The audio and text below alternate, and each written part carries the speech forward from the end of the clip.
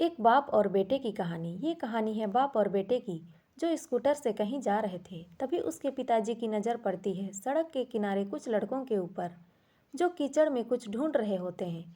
वो अपना स्कूटर वहाँ पर रोकते हैं और उनसे पूछते हैं कि बेटे क्या ढूंढ रहे हो। उनमें से एक बोलता है, आपको दिख नहीं रहा सामने एक सोने का फल है, हम उसे पाने की कोशिश कर रहे हैं। उसकी ये बातें सुनते ही पिता का ध्यान जाता है उस सोने की फल की तरफ। वह बहुत चमक रहा होता है। फिर वह सोचता है, काश ये जो फल है जो मेरे बेटे के पास में आ जाए, ना सिर्फ उसकी बल्कि मेरी भी ज़िंदगी बदल जाएगी। वो बिना सोचे समझे अपने बेटे को उस कीचड़ में धक्का मार देता है और बोलता है कि तुम्हें किसी भी हाल में वह फल लेकर आना है। लेकिन बेटे को वह फल नहीं चाहिए होता है, उसके कुछ और ही सपने होते हैं। वो बहुत कोशिश करता है अपने पिता को समझाने की, मेरी खुशी इस फल में नहीं है, कुछ और है, मेरे सपने कुछ और हैं। लेकिन उसके पिता उसकी एक नहीं सुनते हैं। वो उसको धक्का मारते हैं उस कीचड़ में और बोलते हैं, मैं तुमसे पूछ नहीं रहा हूँ, मैं तुमको बता रहा हूँ कि तुझे वो लेकर आना है। वो बेटा भी अपने पिता के सामने सपने को सच करने के लिए अपनी पूरी जान लगा देता है और पूरी कोशिश करता है किसी तरह से वह सोने का फल उसके हाथ में हो।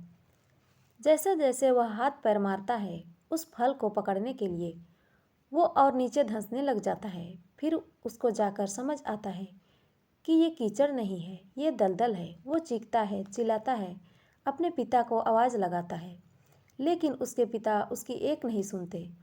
बहाने मत बना, और भी लोग हैं वहाँ पर, जब वो कर सकते हैं तो तू क्यों नहीं कर सकता। एक बार वो फिर से कोशिश करता है और अपनी पूरी जान लगा देता है, लेकिन उसके बाद भी उसके हाथ में कुछ नहीं आता है और वो धीरे धीरे नीचे धंसता चला जाता है और मर जाता है। तब जाकर उसके पिता को एहसास होता है कि कितनी बड़ी गलती हो गई। वो वहीं बैठकर रो रहा होता है, चीख रहा होता है। तभी वहाँ पर साधु बाबा आते हैं। वो साधु उस आदमी से पूछते हैं कि तुम क्यों रो रहे हो। फिर वो सोने के फल की तरफ इशारा करता है और साधु को अपनी पूरी बात बताता है और बोलता है, इसमें मेरी क्या गलती है, मैंने जो कुछ भी किया अपने बेटे के लिए किया और उसकी खुशी के लिए किया। तो वो साधु उस फल को ध्यान से देखता है और उस आदमी को कहता है, जिस सोने की फल की वजह से अपने बेटे को गंवा दिया, कम से कम उसकी तरफ एक बार देखा तो होता कि वहाँ पर कोई फल है या नहीं।